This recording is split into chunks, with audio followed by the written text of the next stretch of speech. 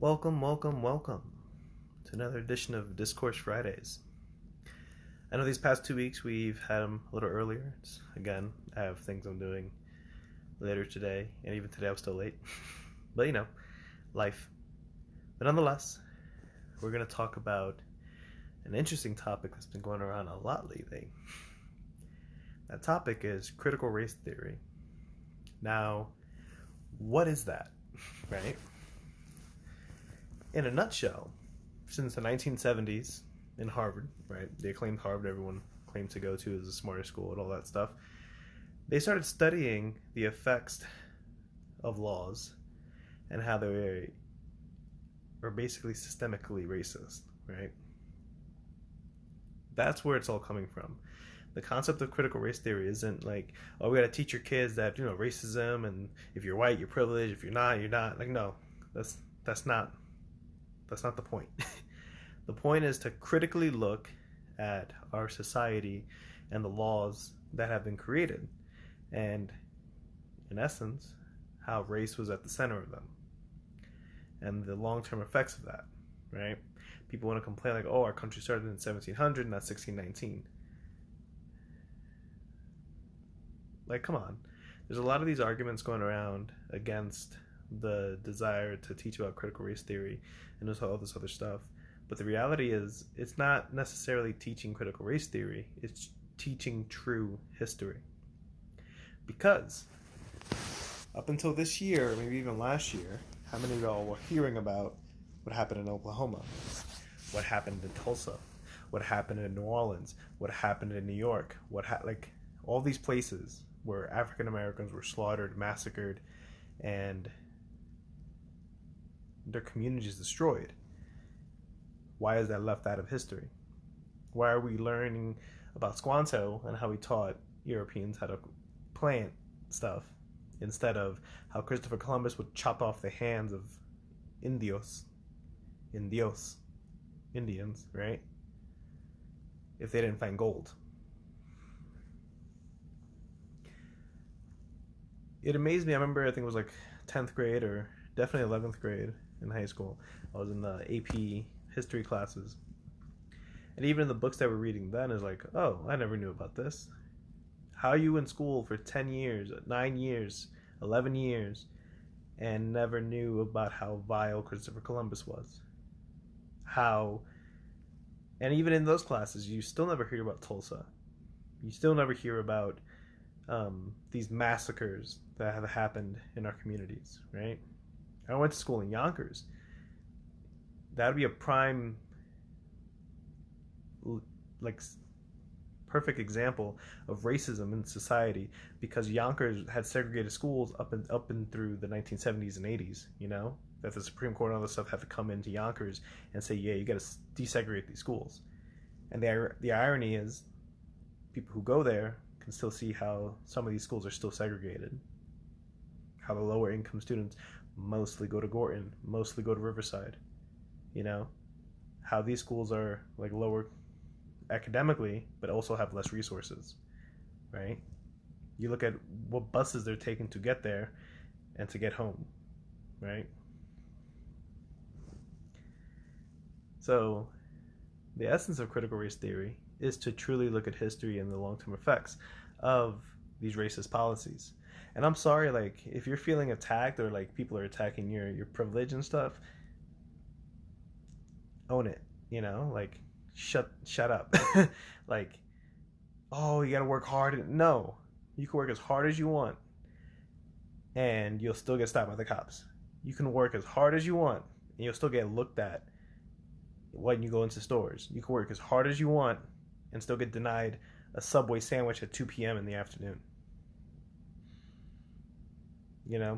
And like a lot of that stuff, like I speak from experience. Like I was ranked 16th in my high school, and personally I could have been much higher, but I just got to the point where there were so many things happen outside of school that I could not focus on it.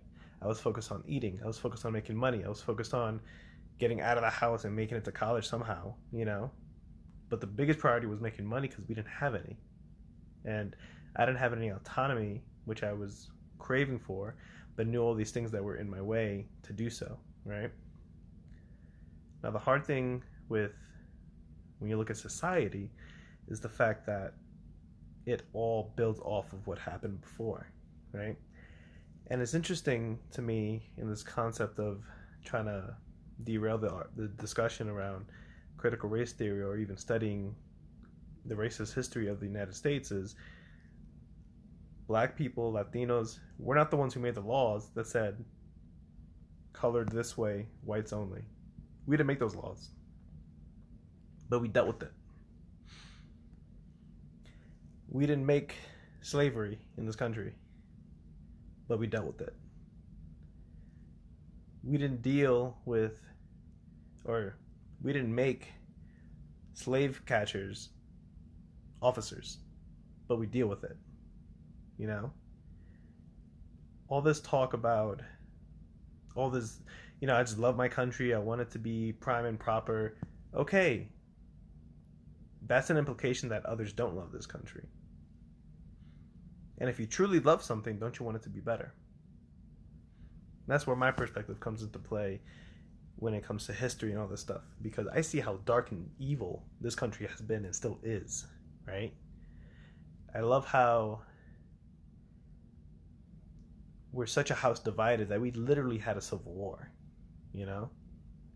and allowed those losers, those insurrectionists, those murderers to rise back to power within a couple years. And we're seeing the lack of consequences, and it shares with what's happening today.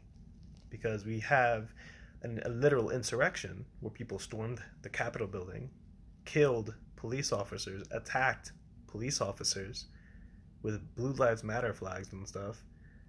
And yet, let's not look into it. No investigation, we're good. Let's filibuster it and then not do it.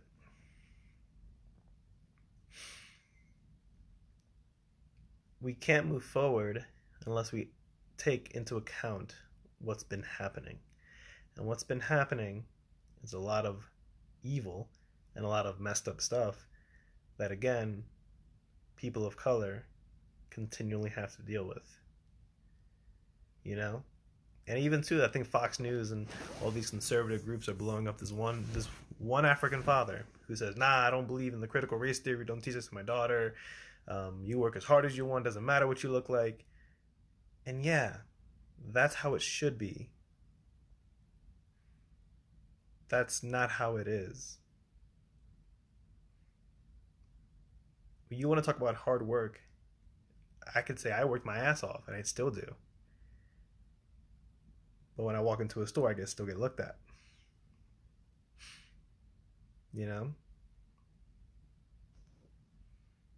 That doesn't take that away.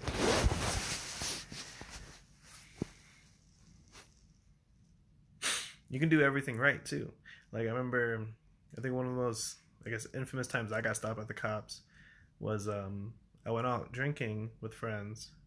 I drove down, like, you know what, let me have one drink and that's all I'm going to have. Had a little too much. I'm like, you know what, leave my car where it's at. I'm going to walk home. Do the responsible thing. And I'm walking home and it starts snowing. I'm like, nope, mine's made up. I'm walking home. And as I'm walking home, a gentleman asked me for a cigarette. I'm like, nah, I don't smoke. So he goes his way, I go my way. And the cop stopped me. And started asking me, do you know that man? What do you do in this neighborhood? Like, did I do something wrong here? Like, are you detectives? Like, what the hell? And in a nutshell, they kept questioning me until I told them I was a student. And once I told them I was a student, they relaxed. They got their hands off their guns. Like, they calmed down. Like, oh, you're a student. Oh, okay. Well, what are you doing? I was out drinking. As you see, I'm over 21, so I can do that. And I'm not driving home because I'm being responsible. And now you're keeping me in the cold, in the snow. For what? And at the end of the interaction, when they ran my IDs and stuff, are you related to this guy? I'm like, I don't know who that is.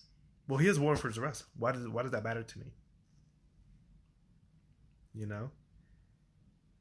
Why is this escalation happening? One reason. And that's the reality many of us face in this country.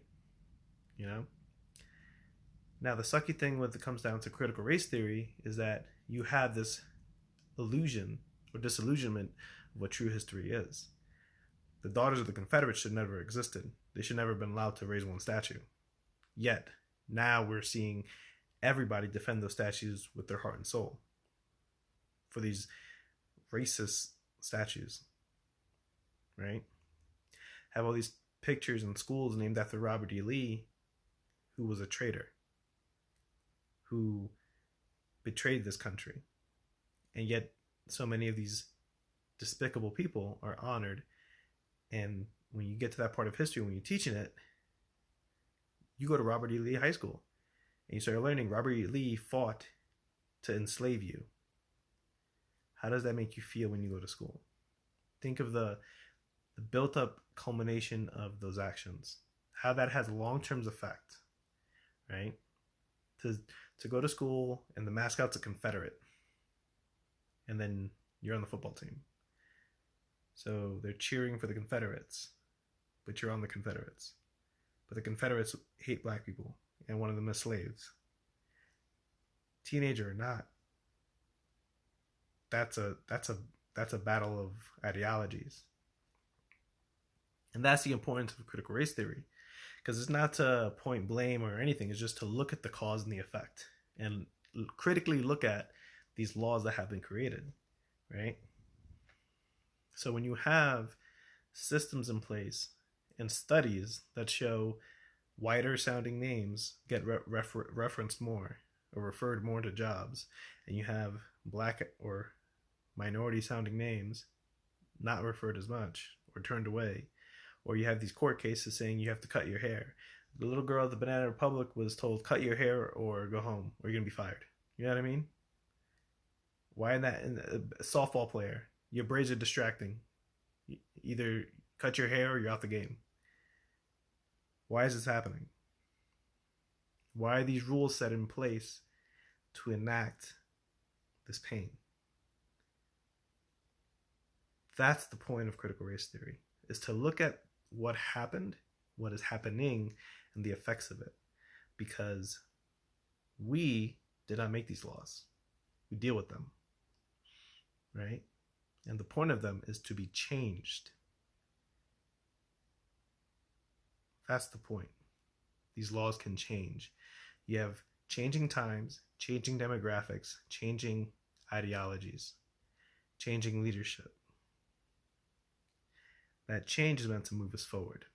If you want to be stuck in the past, get out the way, you know? Because things are continually moving forward. And when it comes down to critical race theory, it's like, how much of this history do you want to leave buried? Because here we are with Tulsa, and it's the first time ever a president went there, which is pretty cool, you know? Not to give him props or anything, but like, nice. And now where do we go from here? How do we teach the importance of Tulsa? Because up until like I think 2019, the students who lived in Tulsa or lived in Oklahoma never even knew about that. It wasn't part of their curriculum, but now it is. And it's not to make you feel bad, it's to make you realize, wow, this happened. And what do we learn from it? How do we move forward? How do we make things right? And the other interesting too in the context of Tulsa is the reality that it happened on native land.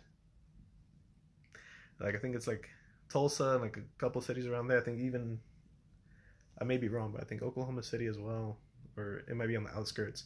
But all that's reservation land, right? Granted, they kept reducing it, but nonetheless, that happened on native land.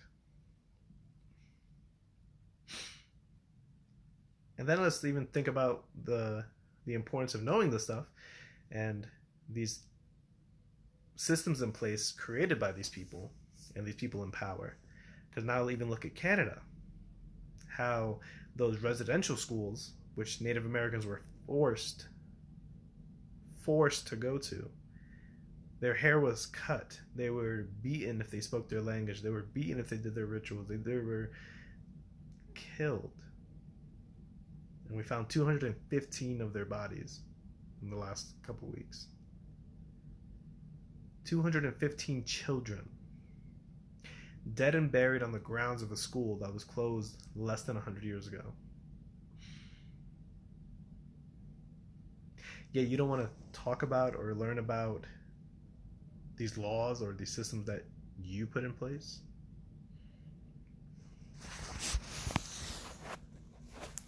So for me, I don't get distracted with this whole like, father, oh, I'm not going to teach my daughter that. You shouldn't teach your daughter that. But you can't ignore the history of it. Because for me, when I walk into a room or I go for a job in my career field, and then I'm often the only person of color in the room, not even saying that makes me feel uncomfortable or anything, just why is that? Just ask that question. And then you start looking at it. Well, and just picking apart my job, which like with the National Park Service, the way it's set up already is a lot of seasonal work. I don't know a lot of Latinos or African Americans or people who are basically not white who can say, yeah, I'll work 6 months out of a year. Yeah, I'll leave everything behind and move across the country for 6 months or 4 months or 2 months or 3 months for a slight opportunity that I might be able to come back to, or take these skills and take them elsewhere. You know? Barely anyone's going to be able to do that. Why? Because we're already in a position, and I'll speak for myself as an example, being first generation, there's no background of wealth or support or anything, right? And even so, when I was pursuing this career, a lot of the pushback from my family was, why are you doing this? What is this? You know what I mean? It's not like I can get gas money, you know? It's not like, here's a car, go do it. It's sacrifice everything and still have no idea what I do. And the hard thing is, too, even explaining it, because how do you explain that you work for the public? Oh, you're like a teacher. Why don't you just be a teacher here? Okay, well, now my job is maintenance work where I'm doing historic restoration and stuff. Oh, so you're like a janitor? Why don't you just be a janitor at a school? I'm like, okay. You see, like, there's that lack of connection and understanding of what these careers are. Why is that? Why aren't these careers more prevalent? Versus if I said I want to be a rapper, they would know what that is. They would also say that's stupid. Don't do that. But they would have an idea of what that career is. How many other careers are not even in the mainstream, you know? Like, how many people want to be morticians or want to be, everyone says engineer, but that's just a title, you know? There's all these different jobs within it, you know? Cybersecurity, electrical engineers, civil engineers, and all this other stuff. All these different career paths, but why aren't more people of color in these career fields, or even more women? Because when they made the laws, whites only. When they hired the people and the apprentices, whites only. That's the laws. Whites entrance only. You know? All that stuff was happening when my mom was born. You know? Martin Luther King died when my mom was 3 years old.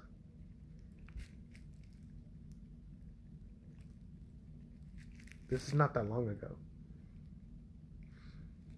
Tulsa happened when my grandfather was 15, when he was 6 years old. When he was 6 years old, the massacre in Tulsa happened.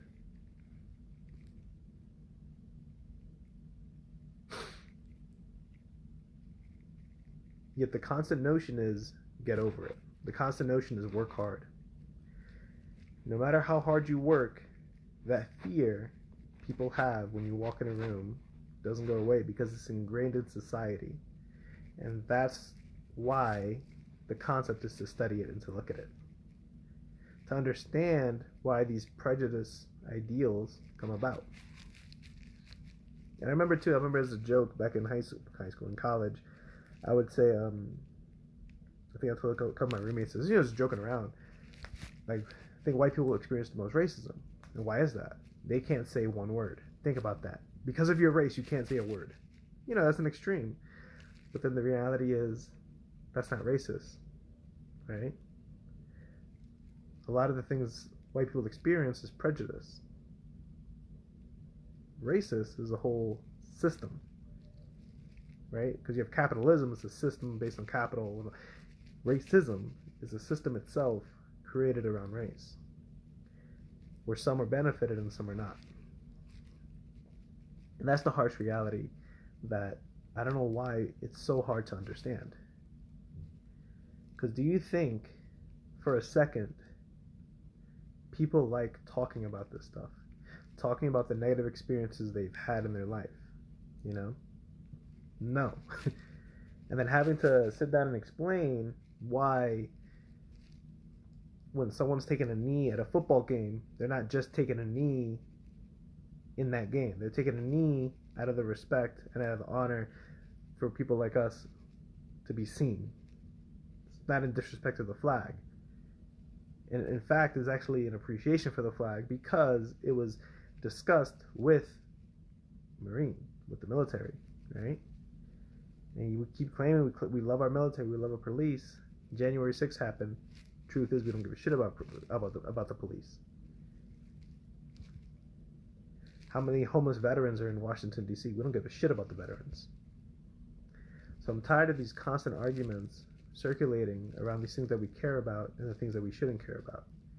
Because, in essence, critical race theory is extremely crucial to study and to learn about because it makes sense of the world that we have created and the world that we live in. See, John Brown was an insurrectionist. He led an insurrection on this country.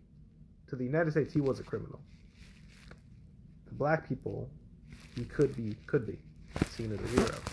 Why? Because he fought, knowing he can die for their freedom. Isn't that the same idea that we say during Memorial Day? Now, the funny thing is, why did Memorial Day become a thing? Because African Americans who were freed wanted to honor the Union soldiers who fought for their freedoms, just like John Brown. Yet, this holiday has now been taken and manipulated to fully support the troops, right? Not saying it's a bad thing, because I support the troops. Good on you. But what are we truly honoring? Their sacrifice? Yeah.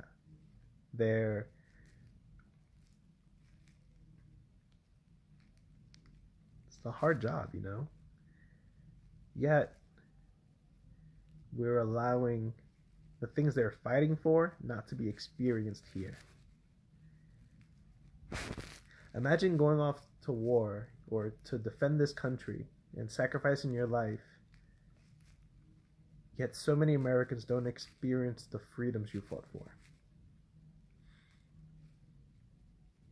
And that because they're being attacked directly is because they're being attacked indirectly by the laws, by the systems in place, by these institutions that are creating these racist ideologies to perpetuate through and through and through.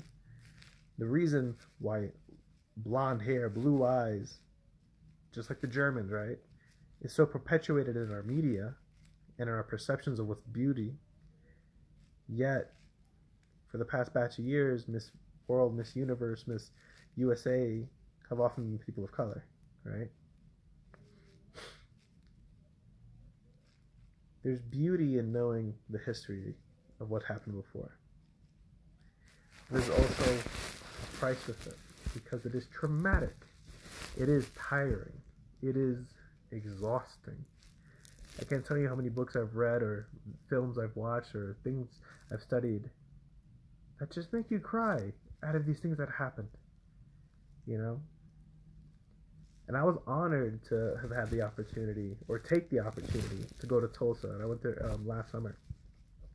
I went to Tulsa I only went for like an afternoon. I was going to Oklahoma City right after, and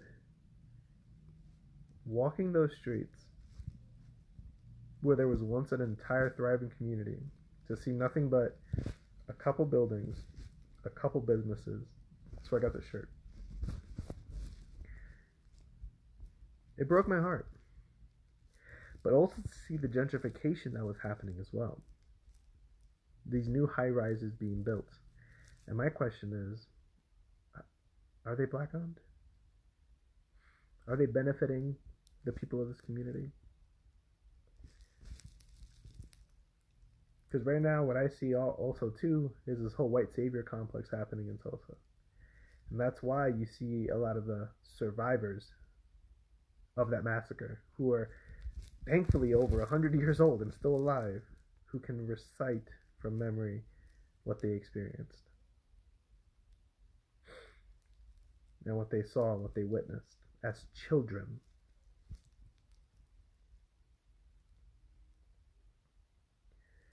But now we're listening. The point of putting critical race theory in school is because now we're listening. We're paying attention. You want to keep saying we're indoctrinating our students. You're indoctrinating this country with this whole backwash of freaking history, trying to whitewash it. There's so many other important leaders and representatives that have created history that get ignored. We know the name Martin Luther King, but do you know the name James Baldwin? You know Malcolm X, but do you know Harry Belafonte?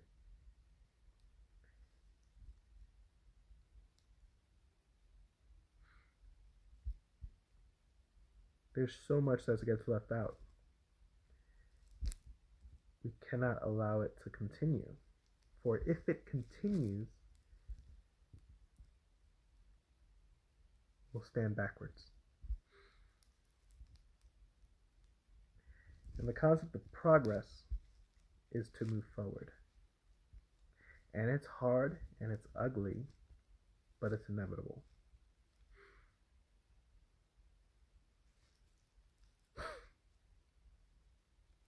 And isn't it interesting how the biggest group of people who are fighting against critical race theory or uprooting this dark history are white, are conservative, right? Are Republicans. And to me, the Republican Party is dead. Like, they were born from the dying Whig Party. Something else has to be born from the Republican Party. But that's a topic for another day.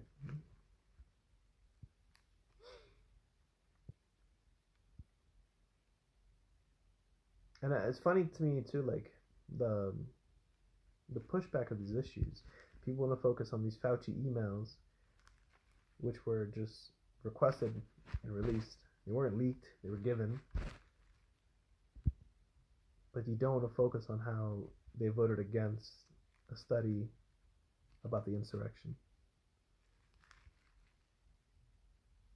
Where are our priorities?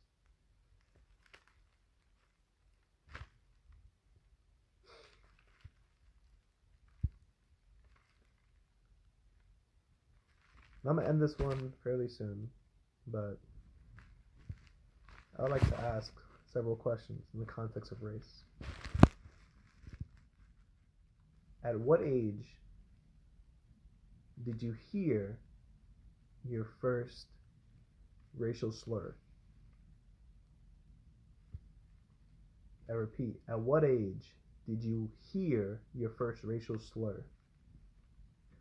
Who explained it to you? And when you heard that word, where was it directed?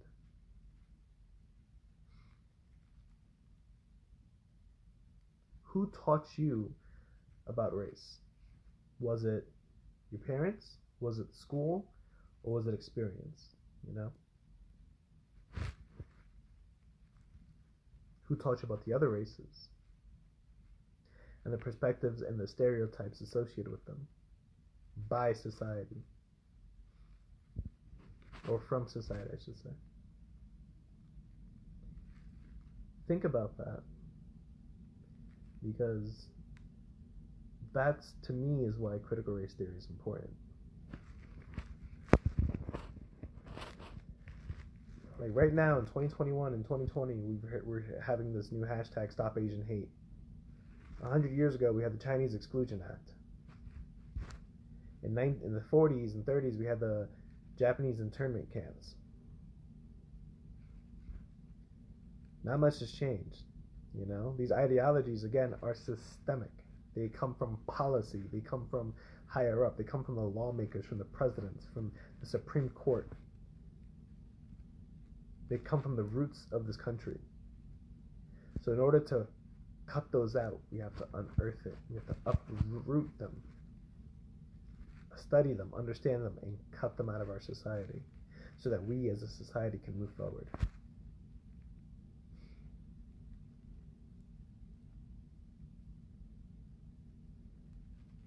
And if we don't do that, we'll continue to go backwards. And it's amazing. It's amazing how all these Republican governments, because the local ones are passing all these laws, why'd they wait until now? Why didn't you pass these voter suppression laws and these abortion laws when you had a president who would have came down and spoken to support you? Why is that? Why wait until the Democrats take quote-unquote control to do all this stuff? And then how evident is it that they can do nothing to stop it? And that's where we come in. We the people. Because we're the ones who create change. But we must do so together. And do so correctly. Hence, the study of critical race theory. Hence, the study of the past laws and their effects. And to get to where we're going to be.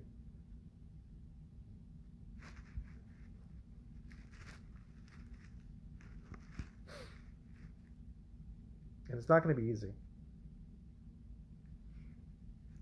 But nothing ever is. Nothing good, anyway. So I encourage you to have conversations with those you love and those around you. And ask that simple question. When was the first time you heard a racial slur? When was the first time you heard a racial slur, and who was it directed to? Who explained it, what it meant to you?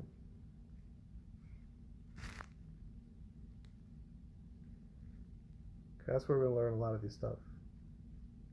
A lot of these conversations don't happen in the classroom. They happen at home. They happen in the streets. They happen in friends. They're happening in bars, you know, at work. But listen to the responses of others and speak from a place of respect and listen from a place of respect. Because this stuff is not going to go away as much as they try to bury it. Because we find the bodies and we honor the dead. And with that, until next time.